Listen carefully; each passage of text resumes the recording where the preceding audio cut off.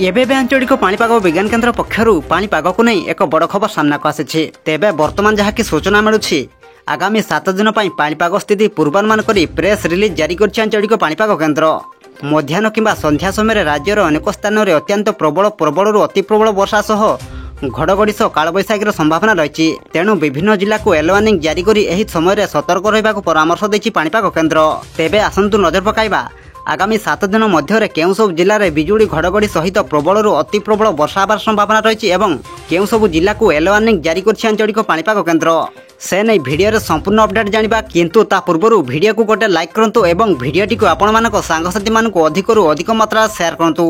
जदि आम चैनल रे आपण प्रथम थर भिडियो देखुछंती ताहले एबे ही चैनल को सब्सक्राइब करी पाखरे थिबा बेल आइकन को प्रेस करी ऑल नोटिफिकेशन को ऑन कर रखंतु एवं आपण को अंचल रे वर्तमान पाणीपाग किपरि अछि यह सहित आपण माने यही भिडियोटी को केउं जिले देखुछंती आमको निहाती भाव में गोटिया कमेंट कर जणांतु।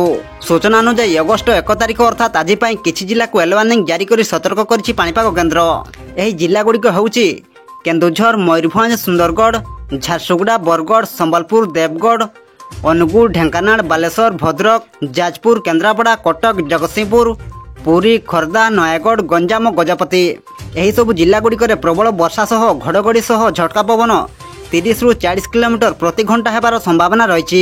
सेहीपरि अगस्ट 2 तारिख में झारसुगुड़ा, बरगढ़, संबलपुर, देवगढ़, अनुगुल, ढेंकानाल, बालेश्वर, भद्रक, जाजपुर, केन्द्रापड़ा, कटक, जगतसिंहपुर, पुरी, खोर्धा, नयागढ़, गंजाम, गजपति, केन्दुझर, मयूरभंज, सुंदरगढ़ भली जिला को येलो वार्निंग जारी करा जायछि।